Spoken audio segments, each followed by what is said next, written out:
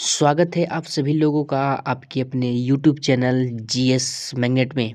जैसा कि आप सभी लोगों को पता है, बिहार पुलिस मद्य निषेध विभाग में जो आपका वैकेंसी 689 पदों पर निकला है, इस 689 पदों के लिए हम लोग लगातार इस चैनल पे 2 सेशन को फ्री ऑफ कॉस्ट आप सभी के लिए चला रहे हैं, जिसमें एक सेशन शाम को चलता है और एक सेशन मॉर्निंग में चलता है, यानी कि सुबह में। सुबह वाले सेशन में आप लोगों के लिए एनसीईआरटी से, ध्यान रखिएगा, एनसीईआरटी से हम लोग सब्जेक्ट वाइज और टॉपिक वाइज क्वेश्चनों को कवर करते हैं, जो आपका वन लाइनर प्रश्न आपके रिवीजन के तौर पर आता है। और जो शाम का सेशन आपका चलता है, उस शाम के सेशन में हम लोग प्रैक्टिस सेट प्लस साइंस के अति महत्वपूर्ण क्वेश्चन को कवर करते हैं, जो बिल्कुल आपके एग्जाम की दृष्टि से और एग्जाम में छपने वाले प्रश्न के आधार पर प्रश्न रहते हैं, ठीक है ना। तो इस वीडियो में हम लोग साइंस यानी कि विज्ञान से 40 अति महत्वपूर्ण प्रश्न को कवर करेंगे, जो बिल्कुल आपके एग्जाम पर आधारित रहेगा। और साइंस का जो आपका बात किया जाए, टेस्ट पेपर संख्या कितना रहेगा, तो 3 रहेगा। इसके पहले हम लोग 2 साइंस का और 5 प्रैक्टिस सेट चक्षु प्रकाशन से कवर किया है। अगर आप सभी उस वीडियो को नहीं देखे हैं तो प्लेलिस्ट बन गया है, प्लेलिस्ट के सहारे भी देख सकते हैं, अन्यथा इसका लिंक मैं डिस्क्रिप्शन में दे दूंगा, उस माध्यम से भी जा कर के उसको आप लोग देख सकते हैं। तो चलिए ज़्यादा देर ना करते हुए वीडियो को स्टार्ट करते हैं। अगर आप सभी चैनल पर नए हैं तो चैनल को सब्सक्राइब कर दीजिए और बगल वाले बेल आइकन को दबा दीजिए, इससे कोई भी वीडियो आपसे मिस ना हो, ठीक है। तो चलिए आते हैं लोग अपने अब। जैसा कि आज के सेशन के पहले प्रश्न पे हम लोग आ चुके हैं। पहला प्रश्न आपसे पूछा जा रहा है, उत्तल दर्पण द्वारा बना प्रतिबिंब। प्रतिबिंब को इंग्लिश में आप सभी लोगों को पता होगा कि हम लोग इमेज बोलते हैं, ठीक है ना। और दर्पण से क्वेश्चन पूछ रहा है, यानी कि उत्तल दर्पण से।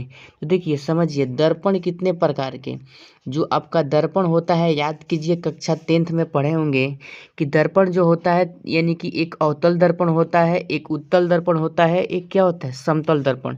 यानी कि एक प्लेन मिरर होता है, कॉनकेव मिरर होता है और कॉन्वेक्स मिरर होता है। तो आपसे पूछा जा रहा है, उत्तल दर्पण के द्वारा कैसा प्रतिबिंब बनाया जाता है, तो इसे ध्यान रखिएगा। देखिए, जो उत्तल दर्पण के द्वारा जो प्रतिबिंब बनता है ना, वह प्रतिबिंब छोटा होता है। क्या होता है? छोटा होता है। और यह वस्तु से सीधा बनता है, यानी कि काल्पनिक प्रतिबिंब बनता है, ठीक है ना। तो आप लोग अगर ऑप्शन को देखिएगा तो इसमें सही आंसर हो जाएगा ऑप्शन नंबर सी, काल्पनिक तथा सीधा। यानी कि उत्तल दर्पण जो होता है हमेशा वस्तु का सीधा और काल्पनिक प्रतिबिंब बनाता है। इसके अलावा अगर उत्तल दर्पण के और कुछ बातों को आप लोग समझिएगा, उत्तल दर्पण की और कुछ प्रमुख बातों को समझिएगा, तो ध्यान रखिए, उत्तल दर्पण क्या होता है, जब अनंत पर कोई वस्तु रहता है, कहाँ रहता है, अनंत पर कोई वस्तु रहता है, तो इसका प्रतिबिंब कहाँ बनाता है, यानी कि फोकस पर बनाता है। आपसे पूछा जा सकता है, कहाँ बनाता है, फोकस पर बनाता है, ठीक है ना। यानी कि जब अनंत पर वस्तु रहेगा तो प्रतिबिंब कहाँ बनेगा, फोकस पे। अगर जो वस्तु ध्रुव पर रहेगा, तो इस ध्रुव पर रहेगा वस्तु, तो इसका प्रतिबिंब दर्पण के पीछे ध्रुव तथा फोकस के बीच बनता है। कहाँ बनता है, दर्पण के जो पीछे आपका रहता है, दर्पण के पीछे, कहाँ पीछे, ध्रुव और फोकस के बीच बनता है, ध्यान रखिएगा, ठीक है ना। ये सब हम उत्तल दर्पण से बता रहे हैं, आप लोग ध्यान से समझिएगा, ठीक है ना। अब देखिए, अगर कोई वस्तु क्या होता है, अनंत के बीच रहता है, उत्तल दर्पण में अनंत के बीच रहता है, तो इसका भी प्रतिबिंब क्या बनता है, सीधा बनता है। कहाँ बनता है, सीधा बनता है। और यह क्या बनता है, वस्तु से क्या बनता है, छोटा बनता है। सीधा बनने का मतलब क्या हुआ, काल्पनिक प्रतिबिंब बनेगा। ध्यान रखिएगा सब प्रश्न को और बातों को। चलिए, अगला प्रश्न आपसे 2 नंबर पूछ रहा है, गोलीय दर्पण की फोकस दूरी उसकी वक्रता त्रिज्या की है। देखिए, जो आपकी गोलीय दर्पण की वक्त, यानी कि जब उसकी वक्रता त्रिज्या आपसे पूछा जाएगा, तो इसका सही जवाब हो जाएगा ऑप्शन नंबर ए, यानी कि आधी होती है। देखिए, गोलीय दर्पण की जो वक्रता त्रिज्या होती है, क्या कह रहा है, गोलीय दर्पण की फोकस दूरी उसकी वक्रता त्रिज्या कितनी होती है।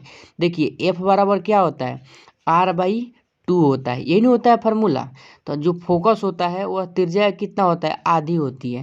तो यही बात इसमें क्या करना है, बता देना है। ऑप्शन नंबर ए हो जाएगा सही जवाब, ठीक है ना। चलिए थ्योरी के क्लास भी बहुत जल्द आप लोगों के लिए लेकर के आने वाले हैं, ठीक है ना। चलिए क्वेश्चन 3 को देखिए, कह रहा है हजामत बनाने के लिए किस दर्पण का व्यवहार किया जाता है। हम हजामत बनाने के लिए या दाढ़ी बनाने में। देखिए जब आपने सैलून में जाते होंगे ना, तो वो जो दर्पण होता है वो कौन सा दर्पण होता है। तो हजामती दर्पण में हम लोग क्या करते हैं, ऑप्शन नंबर बी अवतल दर्पण का उपयोग करते हैं, ध्यान रखिएगा, ठीक है ना। चलिए क्वेश्चन 4 को देखिए, क्वेश्चन 4 कह रहा है द्रव का अपेक्षिक घनत्व मापा जाता है। देखिए द्रव का अपेक्षिक घनत्व किस यंत्र से मापा जाता है। तो इसका सही जवाब हो जाएगा आपका ऑप्शन नंबर बी, यानी कि हाइड्रोमीटर। और इस प्रश्न पर स्टार लगाइएगा, बहुत सारे एग्जामों में इस प्रश्न को पूछा गया है, ठीक है ना। चलिए आगे प्रश्न आपसे पूछा गया है कि दूध की शुद्धता किस यंत्र से मापी जाती है। तो दूध की शुद्धता जो है ऑप्शन नंबर ए लैक्टोमीटर से मापी जाती है, ध्यान रखिएगा। चलिए अगला प्रश्न देखिए, कह रहा है गाड़ी के चालक के सामने लगा रहता है, यानी कि गाड़ी के चालक के सामने किस प्रकार के दर्पण लगा रहता है। तो शुरू में ही हमने व्याख्या किया है क्या, ऑप्शन नंबर ए यानी कि उत्तल दर्पण लगा रहता है, ठीक है ना, ध्यान रखिएगा। चलिए अगला प्रश्न को देखते हैं 7 नंबर, फोटोग्राफिक कैमरे का अभिदृश्यक होता है। फोटोग्राफिक कैमरे का अभिदृश्यक किस लेंस का बना होता है या किस दर्पण का बना होता है, आप लोग बताइएगा। तो देखिए इस क्वेश्चन का सही आंसर बात किया जाए तो ऑप्शन नंबर बी हो जाएगा, उत्तल लेंस का बना होता है, ठीक है ना, ध्यान रखिएगा। अगला प्रश्न 8 नंबर देखिए, कह रहा है पानी में हवा का बुलबुला किस तरह का कार्य करता है। पानी में हवा का बुलबुला किस तरह का कार्य करता है। तो क्वेश्चन 8 का सही आंसर का बात किया जाए तो ऑप्शन नंबर क्या हो जाएगा, डी हो जाएगा, अवतल लेंस के भांति, ठीक है ना।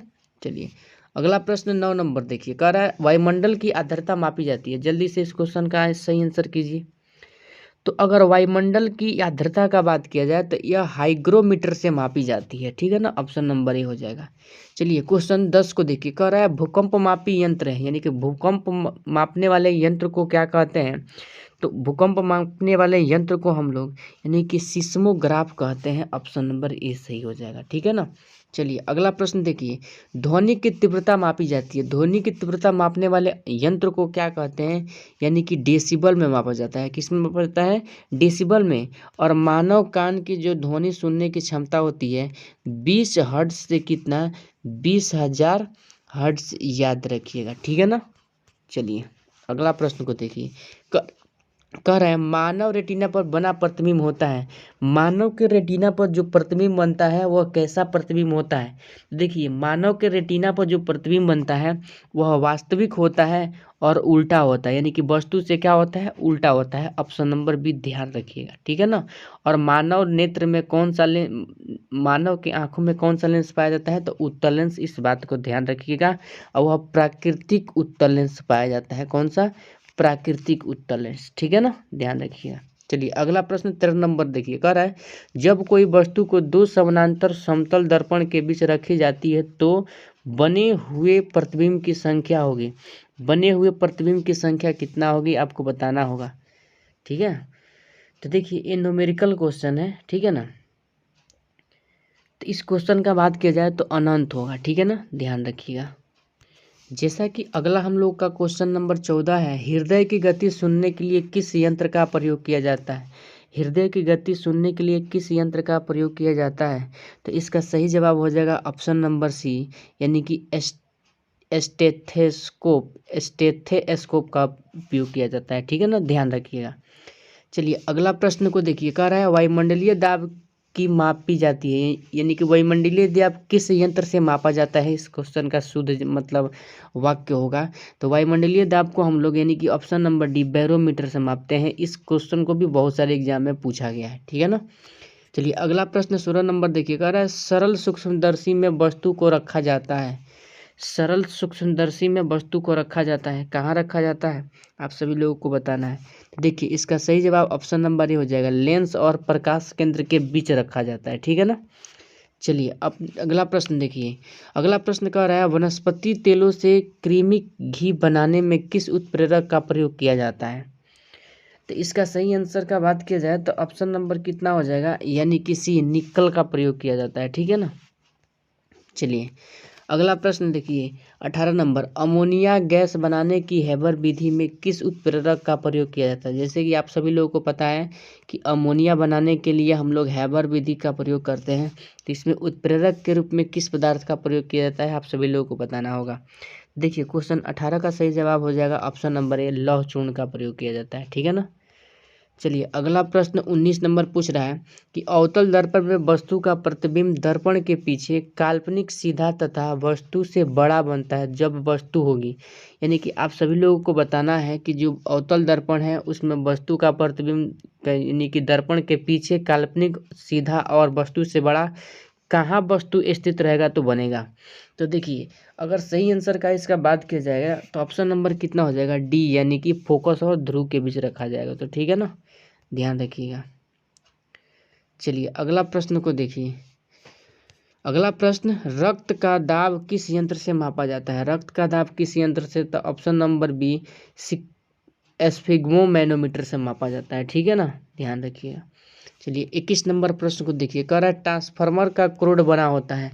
ट्रांसफार्मर का क्रोड किसका बना होता है, तो इसका सही जवाब हो जाएगा ऑप्शन नंबर ए, नरम लोहा का बना होता है। ठीक है ना। चलिए अगला प्रश्न आपसे कह रहा है ट्रांसफार्मर किस सिद्धांत पर आधारित है या कार्य करता है, आप लोगों को बताना है। तो देखिए इसका सही जवाब हो जाएगा आपका ऑप्शन नंबर यानी कि बी, क्या हो जाएगा, बी, यानी कि विद्युत चुम्बकीय प्रेरण के नियम पर या सिद्धांत पर आधारित है। ठीक है ना। चलिए अगला प्रश्न देखिए 23 नंबर क्या कह रहा है, ट्रांसफार्मर प्रयुक्त होता है। ट्रांसफार्मर किस रूप में प्रयुक्त होता है या किस कार्य के लिए प्रयुक्त होता है, तो क्वेश्चन 23 का सही जवाब हो जाएगा आपका ऑप्शन नंबर यानी कि डी, एसी वोल्टेज में उपचयन या अपचयन के रूप में। एसी के मतलब क्या होता है, ऑल्टरनेटिंग करंट। ठीक है ना, ध्यान रखिएगा। अगला प्रश्न आपका 24 नंबर है, व्हीटस्टोन ब्रिज का व्यवहार किसे मापने में किया जाता है। तो देखिए व्हीटस्टोन ब्रिज का जो व्यवहार होता है वह आपका ऑप्शन नंबर थोड़ा कट गया है, हम दिखा देते हैं आपको। ठीक है ना। तो अगर क्वेश्चन 24 का सही आंसर का बात किया जाए तो प्रतिरोध का मान ज्ञात करने में किया जाता है। ठीक है ना। क्वेश्चन 25 को देखिए। कह रहा है पानी के अंदर ध्वनि सुनने का यंत्र कहलाता है। पानी के अंदर ध्वनि सुनने वाले यंत्र को हम लोग यानी कि 25 नंबर क्वेश्चन का सही जवाब हो जाएगा आपका ऑप्शन नंबर डी, यानी कि हाइड्रोफोन कहते हैं। ठीक है ना, ध्यान रखिएगा। चलिए अगला प्रश्न की तरफ बढ़ते हैं, थोड़ा छोटा कर देते हैं, कट गया है इधर। ठीक है ना, फिर हम लोग बड़ा कर लेंगे लोग। देखिए क्वेश्चन 26 नंबर का रहा है, लाउड स्पीकर में ऊर्जा परिवर्तित होता है। लाउड स्पीकर में ऊर्जा किस रूप में परिवर्तित होता है आपको बताना है। तो इसका सही जवाब हो जाएगा ऑप्शन नंबर, पहले आप लोग कीजिए, तो इसका सही जवाब हो जाएगा ऑप्शन नंबर बी, विद्युत से यांत्रिक एवं यांत्रिक से ध्वनिक ऊर्जा में किया जाता है। ठीक है ना, ध्यान रखिएगा। चलिए अगला प्रश्न को देखिए 27 नंबर, थोड़ा छोटा कर देते हैं। 27 नंबर प्रश्न आपसे पूछ रहा है, निम्नलिखित में से किस यंत्र में यांत्रिक ऊर्जा विद्युत में परिवर्तित होती है। यानी कि यांत्रिक ऊर्जा को विद्युत में परिवर्तित किया जाता है। तो देखिए यांत्रिक ऊर्जा को विद्युत में जो परिवर्तित किया जाता है वह जो है आपका क्या है, जल्दी से आप बताइए। तो देखिए क्वेश्चन 27 का सही जवाब हो जाएगा आपका ऑप्शन नंबर यानी कि डी, डायनेमो के द्वारा। ठीक है ना, यानी कि जनरेटर, याद रखिएगा आप लोग। देखिए 28 नंबर प्रश्न कर रहा है, निम्नलिखित में कौन सी युक्ति विद्युत ऊर्जा को यांत्रिक ऊर्जा में परिवर्तित करता है। यानी कि कौन सी मतलब यंत्र है जो विद्युत ऊर्जा को यांत्रिक ऊर्जा में परिवर्तित करता है, तो विद्युत मोटर। ठीक है ना, जिस पे चक्की चलता है, यानी कि पंपी सेट, यानी कि आप मोटर से पानी नीचे से निकालते हैं दोनों, ध्यान रखिएगा। चलिए आगे देखिए 29 नंबर, रासायनिक ऊर्जा का विद्युत ऊर्जा में परिवर्तन क्या कहलाता है। यानी कि सॉरी परिवर्तन होता है किस रूप में, किससे होता है। तो देखिए रासायनिक ऊर्जा को विद्युत ऊर्जा में परिवर्तन जो होता है ऑप्शन नंबर सी, यानी कि बैटरी में होता है। किस में होता है, बैटरी में होता है, ध्यान रखिएगा। चलिए अगला प्रश्न 30 नंबर देखिए। 30 नंबर प्रश्न है आपका, रेक्टिफायर का प्रयोग किया जाता है। रेक्टिफायर का प्रयोग किया जाता है, तो रेक्टिफायर का प्रयोग जो होता है आपका ऑप्शन नंबर क्या हो जाएगा, यानी कि डी, एसी को डीसी में बदलने के लिए, यानी कि अल्टरनेटिंग करंट को डायरेक्ट करंट में बदलने के लिए, ठीक है ना, यानी कि अल्टरनेटिंग करंट को डायरेक्ट करंट में, ठीक है ना, ध्यान रखिएगा। चलिए 31 नंबर प्रश्न को देखिए क्या कह रहा है, ट्रांसफार्मर का प्रयोग किया जाता है, ट्रांसफार्मर का प्रयोग किस रूप में किया जाता है। तो अभी तो आप लोग को ऊपर बताए हैं, थोड़ा उससे स्पष्ट होकर सही आंसर कीजिए। तो इसका सही जवाब हो जाएगा ऑप्शन नंबर ए, केवल एसी में होता है, यानी कि अल्टरनेटिंग करंट में होता है, डीसी में नहीं होता है। चलिए अगला प्रश्न देखिए आपका, यानी कि 32 नंबर है, यानी कि टेलीफोन लाइन में प्रवाहित ऊर्जा है, टेलीफोन लाइन में प्रवाहित ऊर्जा का नाम क्या है आपको बताना है। तो क्वेश्चन 32 का सही जवाब हो जाएगा आपका ऑप्शन नंबर बी, यानी कि विद्युत ऊर्जा हो जाएगा। क्या हो जाएगा, विद्युत ऊर्जा हो जाएगा, ध्यान रखिएगा। चलिए अगला प्रश्न की तरफ हम लोग बढ़ते हैं। अगला प्रश्न आपसे देखिए क्या पूछा जा रहा है, यानी कि 33 नंबर, शुष्क सेल में किस तरह की ऊर्जा निहित होती है, शुष्क सेल में किस तरह की ऊर्जा निहित होती है। तो जो आपका 33 नंबर प्रश्न का सही जवाब हो जाएगा वो ऑप्शन नंबर सी, यानी कि रासायनिक ऊर्जा, ठीक है ना, ध्यान रखिएगा। चलिए अगला प्रश्न है आपका, यानी कि कौन सा यंत्र उच्च एसी वोल्टेज को निम्न एसी वोल्टेज में या निम्न एसी वोल्टेज को उच्च एसी वोल्टेज में बदलता है। तो इसका सही आंसर आप लोग कीजिए जल्दी से क्वेश्चन को समझ करके। तो क्वेश्चन 34 का अगर सही आंसर का बात किया जाए तो ऑप्शन नंबर डी हो जाएगा, यानी कि ट्रांसफार्मर, ठीक है ना, ध्यान रखिएगा। चलिए अगला, जैसा कि आपका अगला प्रश्न यानी कि 35 नंबर है, रक्त को थक्का बनाने में सहायक होता है, रक्त को थक्का बनाने में कौन सहायक होता है आप सभी लोग बताइए, बहुत ही इजी प्रश्न है। तो इसका सही जवाब हो जाएगा ऑप्शन नंबर बी, यानी कि विटामिन के, ठीक है ना। अगला प्रश्न देखिए 36 नंबर का आ रहा है, विटामिन ए तथा बी के आविष्कारक कौन थे, विटामिन ए तथा बी के आविष्कारक कौन थे आपको बताना है। तो क्वेश्चन 36 का सही जवाब हो जाएगा आपका ऑप्शन नंबर बी, यानी कि मैकुलन थे, कौन थे, मैकुलन। चलिए आगे की तरफ बढ़ते हैं, अगला प्रश्न को देखते हैं। अगला प्रश्न आपका 37 नंबर है, विटामिन सी का आविष्कारक आपको बताना है कि कौन थे। तो देखिए विटामिन सी के जो आविष्कारक थे आपका, यानी कि होलकट थे, कौन थे, होलकट, ठीक है ना, ध्यान रखिएगा। चलिए अगला प्रश्न को देखिए आपका 28 नंबर प्रश्न क्या पूछ रहा है, अम्ल राज्य का मिश्रण, यानी कि अम्ल राज्य जैसे हम लोग एक्वारेजिया कहते हैं, अम्ल राज्य किस दो अम्लों का मिश्रण है। तो इसका सही जवाब आप लोग जल्दी से कीजिए। तो अम्ल राज्य जो है, यानी कि नाइट्रिक अम्ल, यानी कि HNO3 प्लस हाइड्रोक्लोरिक अम्ल का मिश्रण है, यानी कि HNO3 नाइट्रिक अम्ल प्लस HCl, यानी कि हाइड्रोक्लोरिक अम्ल का क्या है, मिश्रण है। चलिए अगला प्रश्न को देखते हैं। जैसा कि आपका 39 यानी कि 39 नंबर प्रश्न पूछ रहा है आपसे, शरीर में हीमोग्लोबिन का कार्य है, हीमोग्लोबिन का कार्य क्या है। तो इसका ऑप्शन नंबर ए हो जाएगा, ऑक्सीजन का परिवहन करना हीमोग्लोबिन का कार्य है। और आपका अंतिम क्वेश्चन इस सीरीज का जो है आपका 14 नंबर का रहा है, हीमोग्लोबिन में उपस्थित होता है, हीमोग्लोबिन में क्या उपस्थित होता है। तो इसका सही आंसर आप जल्दी से कीजिए। इसका सही आंसर हो जाएगा ऑप्शन नंबर डी, आयरन। तो जैसा कि आज के सेशन में हम लोग 40 अति महत्वपूर्ण यानी कि साइंस के क्वेश्चन को कवर किया है। इस 40 प्रश्न में आप लोग कमेंट में बताइए आपका कितना प्रश्न सही हो पाया और कितना गलत हो पाया, ठीक है ना। तो आप लोग इस सभी बात कमेंट में बताइएगा, ठीक है। अगर वीडियो में कोई भी तरह का कोई त्रुटि हो, क्वेश्चन में कोई डाउट हो तो कमेंट में ज़रूर उसे डालिएगा नंबर के अनुसार, यानी कि कौन सा क्वेश्चन में आपको डाउट है आपको क्लियर किया जाएगा। तो अगर आप सभी लोग इस चैनल पर नए हैं तो चैनल को सब्सक्राइब कर लीजिए और बगल वाले बेल आइकन को दबा दीजिए, ठीक है। और लाइक भी कर दीजिए, शेयर भी कर दीजिए, जिससे कोई भी वीडियो आपसे मिस ना हो। चलिए मिलते हैं अगले वीडियो के साथ, तब तक के लिए आज के वीडियो में इतना ही। जय हिंद, जय भारत।